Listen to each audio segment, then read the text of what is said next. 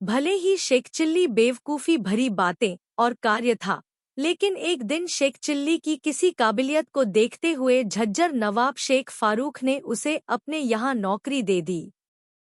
दिन बीतते गए और शेख ईमानदारी से अपना काम करता रहा। एक दिन नवाब शिकार खेलने के लिए जंगल जा रहे थे। उन्हें शिकार के लिए जाता देख शेख ने कहा, महाराज मैं भी आपके साथ आना चाहता हूँ। नवाब ने हंसते हुए उसे समझाया कि तुम वहां नहीं जा सकते हो। तुमने जीवन में कभी किसी चूहे का भी शिकार नहीं किया होगा, तो तुम जंगल चलकर क्या करोगे?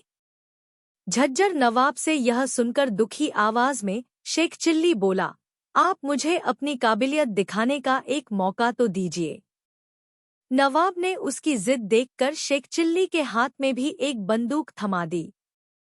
अब सभी एक साथ कालेसर जंगल की ओर बढ़ने लगे।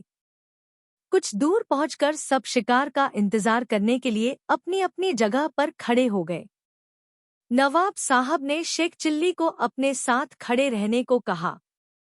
तेंदुए को फंसाने के लिए पेड़ पर एक बकरी को बांध रखा था।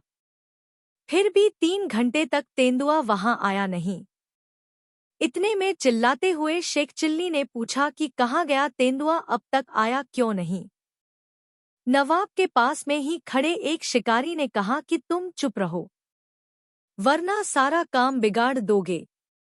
इतने में ही शेख चिल्ली मन में ही ख्याली पुलाव पकाने लगा।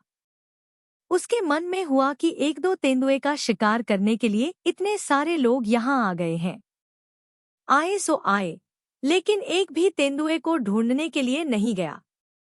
सबके सब पेड़ के पीछे छुपकर उसका इंतजार कर रहे हैं। फिर शेख के मन में हुआ कि मेरा बस चले तो मैं बंदूक लेकर सीधा तेंदुए को ढूंढने के लिए निकल जाऊं। उसे ढूंढकर उसके पीछे पीछे चुपचाप से चलने लगूंगा और जैसी ही वो मेरे तरफ देखेगा तो उसका शिकार कर दूंगा। इतना सोचती ही शेख ने खुद से कहा कि वैसे सुना है कि तेंदुए बहुत तेज दौड़ते और बड़ी छलांग भी लगाते हैं। अगर वो मेरे ऊपर चढ़ गया तो क्या होगा? इस विचार को शेख चिल्ली ने अपने मन से जाने दिया।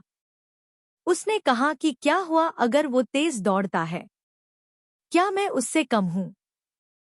जैसे ही वो मेरी तरफ दौड़ेगा मैं अपनी बंदूक चला दूंगा, लेकिन ऐसे पेड़ के पीछे छुपकर और बकरी की जान को खतरे में डालने से क्या होगा? सब के सब यहाँ डरपोक हैं। तभी जोर से बंदूक चलने की आवाज आई। आवाज सुनते ही शेख चिल्ली चिल्लाया, तेंदुआ मर गया। सब लोग पेड़ के पीछे से बाहर निकल आए।